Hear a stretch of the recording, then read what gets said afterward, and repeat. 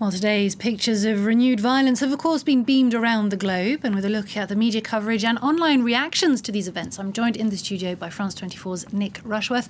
Nick, hello. Where are you starting?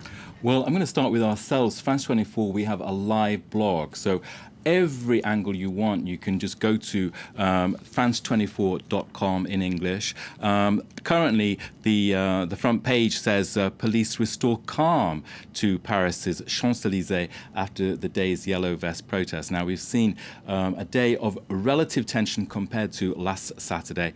What we've got as mass arrests. Now, those arrests are numbering into 730 or so. We've got 550 remanded in custody, and we've got about 55 injured at this point. We're waiting for an update from the Interior Ministry. Absolutely.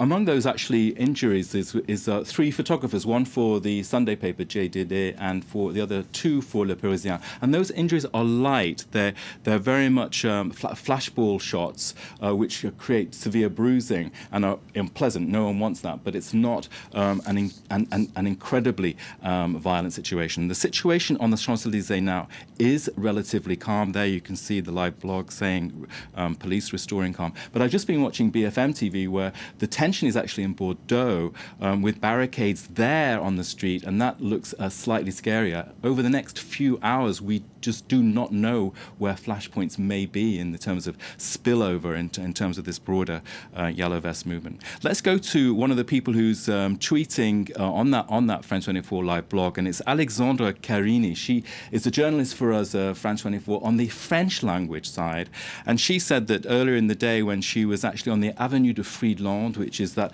avenue that goes into the Champs-Élysées, you can see the picture there just with the Arc de Triomphe in the distance there.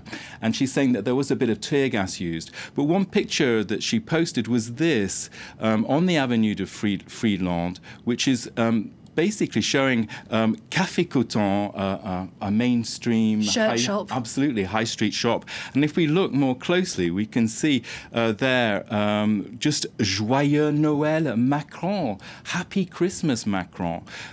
So there's a kind of sense of just outrage splattering in all directions against one man, of course.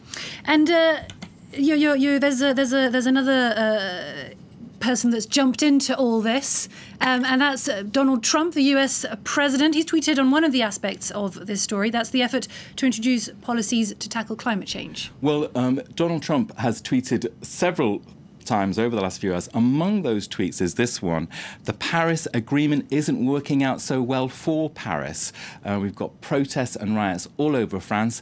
People do not want to pay large sums of money to third world countries that are questionably run. So that's his take on the Paris protests we're seeing today and also over the last few weeks. Now, if you actually look closer, further down, it's actually he's arguing that people in France are chanting, "We want Trump," which, of course, Nadia, you and I both know that that is a slightly unlikely and surreal, and in my case that would not be the case. But his point is a populist point, which is that the people are really focusing on how they can make ends meet, and they are focusing their fed-upness on Macron, and he is just getting a dreadful press, and it's just even in terms of the imaging in the media. Look at this: is Libération.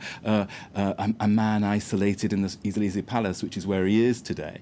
And we don't know exactly when he's going to speak on Monday evening and where and how and so on. His back's turned there. And the headline there in Libé, you can see the mute object of their resentment. Let me read you the actual subheading for that.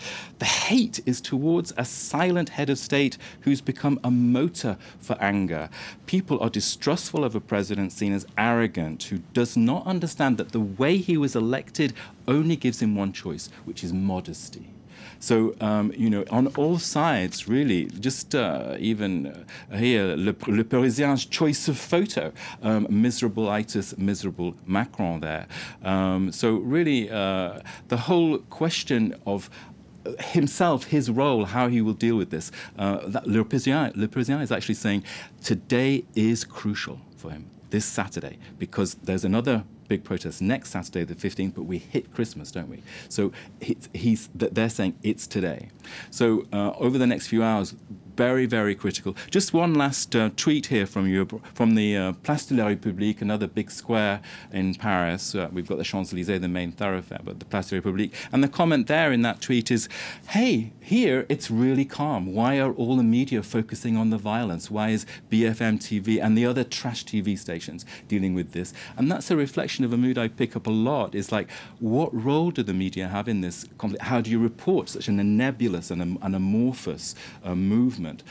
So, of course, that's a huge task. No one knows. So many unknowns with this. Well, of course, it's also part of our responsibility here at France 24 to give you a full picture, as Nick has been doing there. Thank you very much, Nick Rushworth.